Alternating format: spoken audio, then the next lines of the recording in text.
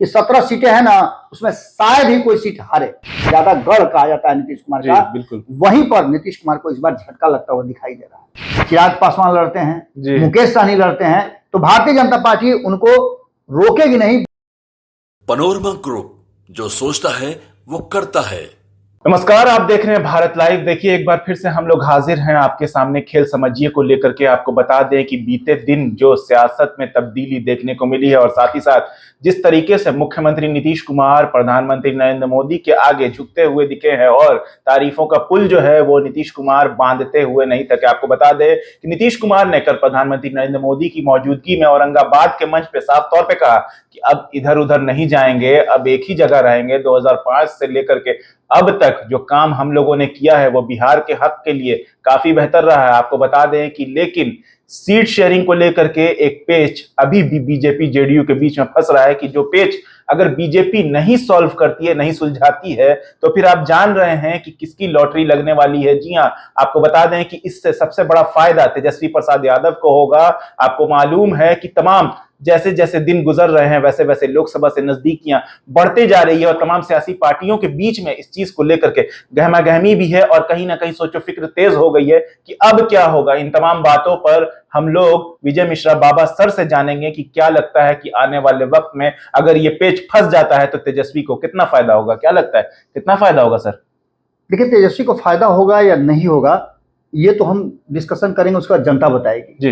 लेकिन अभी जो वर्तमान परिस्थिति बनी है, आपने जितना भी बात कहा उन बातों में एक बात तो साफ नजर आ रहा है कि जिस तरह से कल नीतीश कुमार का एक्टिविटी था, ये एक्टिविटी पहले भी कर चुके हैं। आपको याद होगा कि मैं बार बार जब नीतीश कुमार महागठबंधन के तरफ थे तब भी मैंने कहा था, और नीतीश कुमार जब एनडीए के तरफ थे तब भी मैंने कहा था। मैंने जिक्र किया था उत्तर प्रदेश के सभा में जब नीतीश कुमार गए थे वहां शपथ ग्रहण कार्यक्रम में और 190 डिग्री जब बैंड कर गए थे नरेंद्र मोदी के सामने, तभी मैंने कह दिया था कि नीतीश कुमार सबसे बड़े खिलाड़ी हैं, इनसे बड़ा कोई खिलाड़ी नहीं है। और सियासत में साम दाम दंड भेद अगर आपको आता है, वक्त के हिसाब से अपने आप को बदलना जानते हैं। बिल्कुल, जैसे आप देखते होंगे कि अगर आप एक विधा के डांसर हैं तो आपको कोई नहीं पूछता है।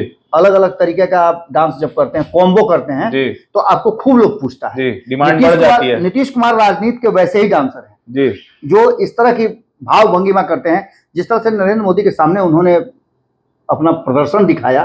हम इसको भाषण नहीं कहते, इसको प्रदर्शन कहते हैं। जो एक्ट उन्होंने किया, नरेंद्र मोदी मतलब हंसते हंसते लोटपोट हो गए। अपनी हंसी पे काबू नहीं कर पाए। ये वही आदमी है जो मेरे विरुद्ध इतना बड़ा नेक्सस खड़ा कर रहा था और मुझे हराने के लिए प्रधानमंत्री का दावेदारी में था। अब इसके बाद आप कहानी आगे समझिए। इसके बाद कहानी असल शुरू होती है। नीतीश कुमार मोदी के सामने सरेंडर तो कर दिए, लेकिन इसका फायदा होने के बनिस्बत इसका घाटा हो रहा है भारतीय जनता पार्टी को। और भारतीय जनता पार्टी कहीं ना कहीं ये नया सीन जो चेंज हुआ है उसमें ऐसा फंस गई है कि तेजस्वी यादव का लॉटरी लगना तय माना जा रहा है। इसके पीछे की कहानी आप समझिएगा। हम लगातार विश्लेषण कर रहे हैं, जो 40 सीट है उनमें हम विशेष रूप से विश्लेषण कर रहे हैं नीतीश कुमार की उन 16 सीटों को लेकर। नीतीश कुमार की 16 सीटों का क्या होगा, नीतीश कुमार की 16 में से कितनी सीटें मिलेंगी, क्या नीतीश कुमार 16 में से सीटें कम करेंगे, ये सारी संभावनाएं जब से हम घुमा रहे हैं और हमारा सर्वे रिपोर्ट जब से मार्केट में आया है तब से बिहार की राजनीति धीरे धीरे करके खुलने लगी है। जो चुनाव लड़ने वाले लोग थे, जो पहले से ऑलरेडी सांसद हैं, उन सबके चेहरे पर या तो हवाई उड़ने लगी है या बहुत खुशी होने लगी है। नीतीश कुमार के 16 में से लगभग 9 से 10 ऐसे सांसद हैं, ऐसी सीटें हैं जिस सीट पे पेच फंस रहा है और ये कहीं ना कहीं तेजस्वी यादव की लॉटरी लग जाएगी। बिहार इस देश का आईना है। आईना हम इसलिए कह रहे हैं कि राजनीतिक रूप से जो बिहार ट्रेंड सेट करता है वही ट्रेंड इस देश में होता है। 40 में से बिहार ने 39 सीटें दी तो नरेंद्र मोदी 303 सीट पे आ गए। और ये भी देखा गया सर कि नीतीश कुमार जब अलग हुए हैं तो कैसे बीजेपी की बेचैनी बढ़ी उनको साथ लाने के लिए। बिल्कुल ये भारतीय जनता पार्टी की कहीं ना कहीं इस बार बड़ी फॉल्स गोल हो गया है। सेम साइड गोल वाला बात नजर आ रहा है, बोगस हो गया। क्योंकि आप समझिएगा, सबसे पहली बात तो ये कि हम आपको आंकड़ों के हिसाब से अगर समझाएं तो नीतीश कुमार का अब तक का आंकड़ा रहा है, जो हम लगातार आपको समझाते आए हैं कि 16% वोट उनका रहा है। नीतीश कुमार 16% वोट के मालिक रहे हैं और 16% वोट को लेकर के ही नीतीश कुमार जिस खेमे में रहे हैं उस खेमे के सरताज बन के बॉस बन के रहे हैं। लेकिन इस बार नीतीश कुमार का वो 16% वोट जिसको लेकर के भारतीय जनता पार्टी ने नीतीश कुमार को अपने पाले में किया है जी, वो कहीं ना कहीं टूटता हुआ दिखाई दे रहा है जी। इसके बाद अब दूसरी कहानी शुरू होती है कि अगर नीतीश कुमार को साधने में भारतीय जनता पार्टी सरेंडर तो कर दिया है उन्होंने, और इनके सरेंडर का मतलब ये नहीं होता कि भारतीय जनता पार्टी जो फैसला करेगी वो मान लेंगे जी। अभी भी नीतीश कुमार के फैसले पर ही भारतीय जनता पार्टी चल रही है, चाहे वो सीट शेयरिंग का समझौता की बात कर लीजिए, चाहे मंत्रिमंडल विस्तार की बात कर लीजिए, चाहे मुख्यमंत्री बने रहने की बात कर लीजिए, चाहे मंत्रालय की बात कर लीजिए, सब नीतीश कुमार की मर्जी से हुआ है। बिल्कुल। इन सारी बातों के साथ साथ जो 16% वोट है वो वोट लेने के चक्कर में कहीं ऐसा ना हो कि भारतीय जनता पार्टी का खटिया खड़ा हो जाए। हालांकि भारतीय जनता पार्टी का खटिया खड़ा होने का मतलब है कि Bharatiya Janata party as a NDA कैसा प्रदर्शन करती है, ये ज्यादा महत्वपूर्ण है। भारतीय जनता पार्टी की मैं गारंटी दे रहा हूं कि 17 सीटें हैं ना, उसमें शायद ही कोई सीट हारे। जो सर्वे रिपोर्ट बता रहे हैं वो यही बता रहे हैं, या तो उम्मीदवार चेंज करेगी। भारतीय जनता पार्टी इस मामले में बहुत तेज है, बहुत तेज दिमाग लगाती है। लेकिन नीतीश कुमार अपने उम्मीदवार बदलेंगे कि नहीं बदलेंगे, भारतीय जनता पार्टी के कहने पर वहां एक्ट करेंगे कि नहीं करेंगे, ये सबसे महत्वपूर्ण बात है। क्योंकि नीतीश कुमार के वो 16 सांसद जिनमें से अधिकांश लोग जो हैं 50% ये चाहते थे कि वो नीतीश कुमार नरेंद्र मोदी के साथ इस बार चुनाव लड़े। बिल्कुल। क्योंकि वहां जाने से उनको फायदा होगा। बिल्कुल। राम मंदिर का मुद्दा ले लीजिए, और भी कई मुद्दे हैं जिसको लेकर के ये अंदाजा लगाया जा रहा है, जैसा नीतीश कुमार ने मंच से कहा कि हम जानते हैं इस बार आपको 400 आएगा। बिल्कुल। ये नीतीश कुमार के कहने का मतलब, और नीतीश कुमार का ये कहना कि अरे बिछुआ में हम इन्हें चल गए थे ना, ये साबित करता है कि नीतीश कुमार राजनीतिक रूप से थक हार गए हैं और थके हुए आदमी पर कोई भी दाव नहीं लगाता। आप जानते हैं कि हाथी जब मरता है तभी उस पर जानवर अटैक करता है। बिल्कुल। जिंदा हाथी के अगल बगल में कोई नहीं जाता है। बिल्कुल बिल्कुल। नीतीश कुमार एकदम थक चुके हैं, और नीतीश कुमार के थकने का सबसे ज्यादा अगर घाटा किसी को होगा वो भारतीय जनता पार्टी को। साइलेंटली भारतीय जनता पार्टी इस बात को भले ही सर्वे करा रही हो लेकिन समझ नहीं पा रही हो। ऐसे में हमने 10 सीटें आइडेंटिफाई किया है जहां इस बार नीतीश कुमार कड़ा टक्कर देंगे। सबसे पहले हम बता देते हैं, अब्बास 16% जो उनका वोट बैंक है उसके अगेंस्ट में कैसे भारतीय जनता पार्टी को उससे अधिक वोट मिल रहा था। तो 7% वोट जो है वो चिराग पासवान का, यानी कि कुशवाहा समाज का। अच्छा। 3.5% उनको वोट मिल रहा था कुशवाहा समाज का जी, और सहनी समाज का 7% वोट। इसमें 2% वोट आप जोड़ लीजिए माझी का जी। इसके अलावा आप चंद्रवंशी का, विद्यापति चंद्रवंशी का जोड़ लीजिए, इसके बाद माली का जोड़ लीजिए। ये सब मिलाकर के नीतीश कुमार के वोट से कई गुना ज्यादा हो रहा था, और ये ऑथेंटिक वोट है जो भारतीय जनता पार्टी को मिलता जी। लेकिन नीतीश कुमार के अड़ियल रवैया से, हठधर्मिता से, ये पूरी तरह से अब नजर आ रहा है कि नीतीश कुमार के रहते ये वोट कहीं ना कहीं बिखर रहा है जी। नीतीश कुमार का औरंगाबाद के सभा में जाना जी, अपना भाषण देना, और जिस तरह से अभी नजर आया कि 2 सभाएं हुई नरेंद्र मोदी की, उनमें से एक सभा में जाना था उपेंद्र कुशवाहा को, जाना था चिराग पासवान को, दोनों ने जाने से इनकार कर दिया। ये क्या बताता है? तो ये यही बताता है कि कहीं ना कहीं ये बात समझ में आ गई है कि तेजस्वी यादव की रैली जो हम खबर कर रहे हैं, उसके बाद रैली की जो तैयारी दिन भर होगी वो किस तरह का सामंजस्य बनाती है। सबसे पहली बात कि 14% और 19%, 33% वोट ऑलरेडी माई का है जी। अब बाप का वोट अगर जोड़ते हैं आप तो इसमें से अगड़ी जाति का हमने नहीं जोड़ा है, ये सब मिलाकर के लगभग 52-53% वोट होता है जी। अगर हम उन वोटों को एक निश्चित माने अमाउंट में कहें तो उसमें से दोनों तरफ वोट बटेंगे।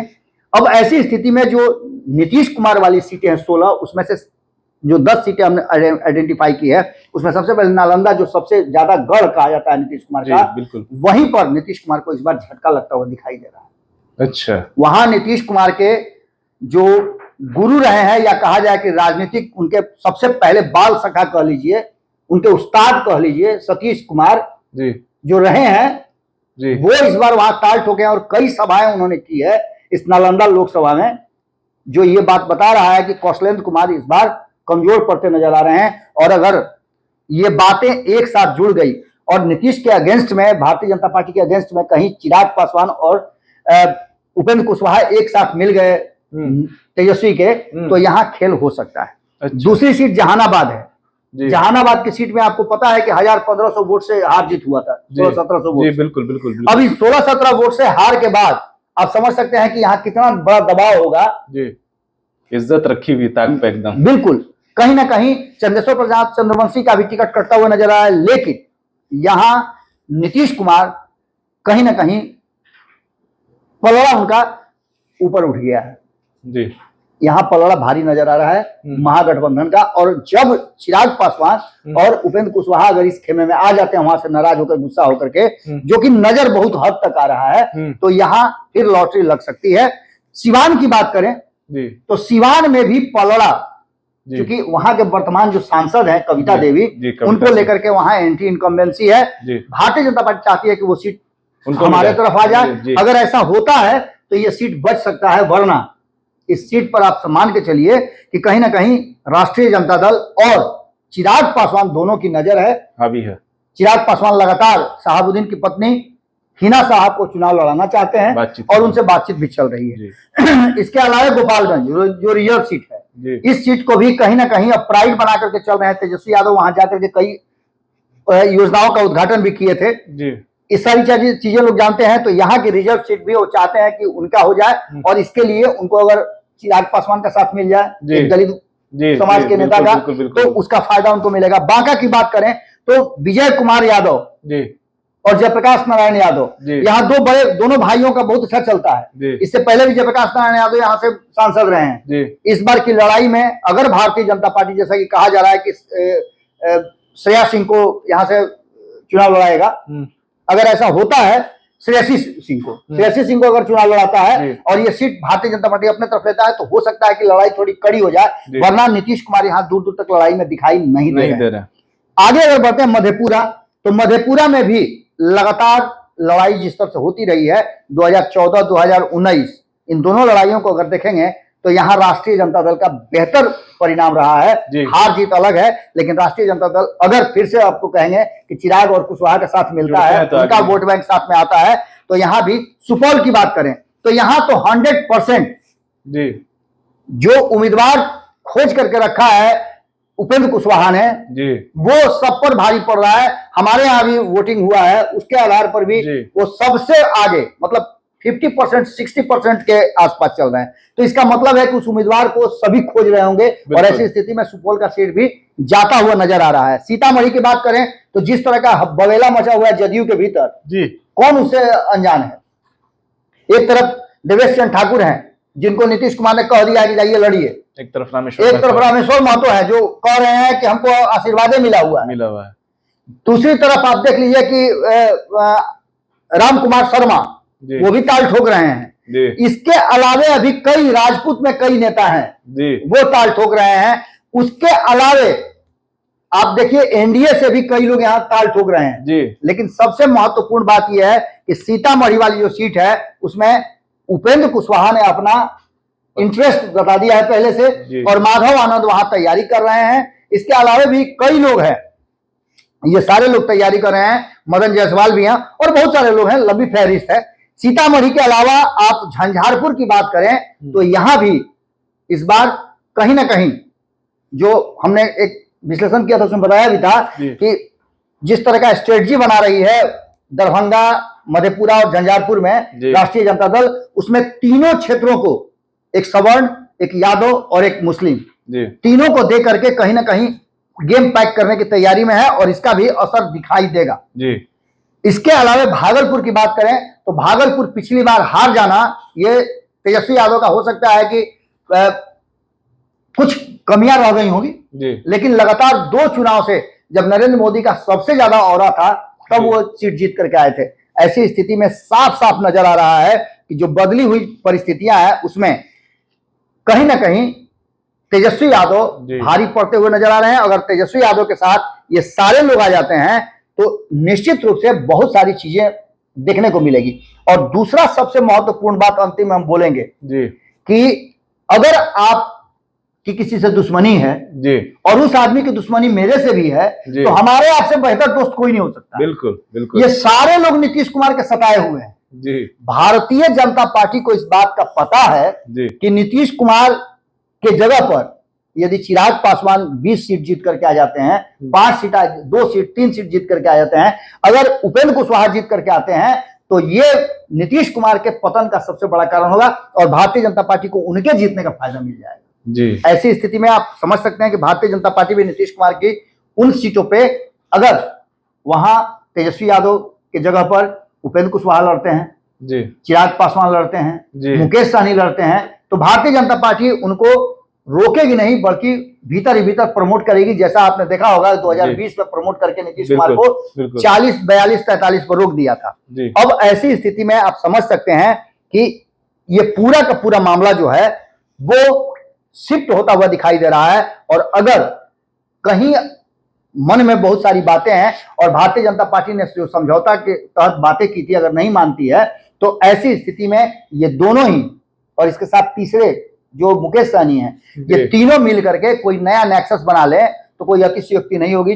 चिराग पासवान ने भी कह दिया था कि अगर हमारे जो हमने शर्तें रखी है उस पर समझौता नहीं होता है, नीतीश कुमार की बात मानी जाती है, तो इस बार हम स्वतंत्र होंगे कोई फैसला लेने के लिए। उपेंद्र कुशवाहा ने भी यही बात कही है। उपेंद्र कुशवाहा को कहा यह जा रहा है कि 1 सीट मिलेगा और 1 सीट पर उपेंद्र कुशवाहा समझौता नहीं करेंगे। अगर ऐसा करते हैं तो उनकी पार्टी में विद्रोह होना तय मान के चलिए। इन सारी परिस्थितियों को देखते हुए एक बात तो साफ नजर आ रही है कि नीतीश कुमार के कारण, और नीतीश कुमार भले ही सरेंडर कर दिए हों, लेकिन तेजस्वी यादव की अगर परिस्थिति जैसी दिख रही है और जिस तरह से दोनों ने नरेंद्र मोदी के साथ मंच साझा नहीं करने का फैसला लिया है, वो इस बात की तरफ इशारा कर रहा है कि बिहार में अभी राजनीति बहुत बाकी है। जी हाँ, तो जैसा कि बाबा ने बताया, जो हालात देखने को मिल रहे हैं बिहार की सियासत में वो काफी परेशान करने वाले हैं। एनडीए ने अगर इन सब चीजों पे गौर नहीं किया, आपको बता दें कि जिस तरीके से बीते दिन प्रधानमंत्री नरेंद्र मोदी की रैली में तमाम जो एनडीए के घटक दल हैं उनको शिरकत करनी थी, उनको वहां मौजूद रहना था, अपना अटेंडेंस बनाना था, लेकिन जो चेहरा देखने को मिला है कि उपेंद्र कुशवाहा और चिराग पासवान वहां गैर मौजूद रहते हैं और बाकी सब जितने भी घटक दल हैं वो सब वहां मौजूद रहे। इसको कहीं ना कहीं इस चीज से जोड़ा जा रहा है कि अगर इन दोनों का तालमेल एनडीए में नहीं बैठता है तो तेजस्वी प्रसाद यादव की जो लॉटरी है वो लगने वाली है। क्योंकि आपने देखा है कि बाबा ने जिस तरीके से तमाम जो सीट हैं जिन पे नीतीश कुमार का दबदबा और रसूख कम हुआ है, साफ तौर पे आरजेडी को और तेजस्वी प्रसाद यादव को इस पे फायदा होते हुए दिख रहा है। बीजेपी नहीं चाहेगी कि ऐसा हो और उसका जो 40 का आंकड़ा है और सेंट्रल गवर्नमेंट में पूरे बिहार और पूरे हिंदुस्तान में जो दावा है उसका कि इस बार 400 पार, उस दावे को कहीं ना कहीं चोट पहुंचेगी और एक बड़ा हादसा बीजेपी को देखने को मिलेगा अपने सीटों के आंकड़ों को लेकर के। अब देखना यह है कि आने वाला कदम बिहार की सियासत और खास करके एनडीए के लिए क्या उठाता है और क्या देखने को मिलता है नक्शा। इसी तमाम अपडेट्स के लिए जुड़े रहिए हम लोगों के साथ, देखते रहिए भारत लाइव। शुक्रिया। पनोरमा ग्रुप, जो सोचता है वो करता है। अगर ये वीडियो पसंद आई और वह बिहार के राजनीति और बिहारियत से सरोकार रखेनी तो सब्सक्राइब बटन दबा के चैनल के सब्सक्राइब कर ली। ओजे एगो घंटी बा, ओकरा बटन दबा देला से कुल सटीक और मारक खबर रुआ मुफ्त में मिल जाई। अगर रुआ पत्रकारिता के हमनी के नया प्रयोग में सहयोग कर चाहतानी तो ज्वाइन बटन दबा दी। पेटीएम नंबर नोट कर ली 9386816700। धन्यवाद।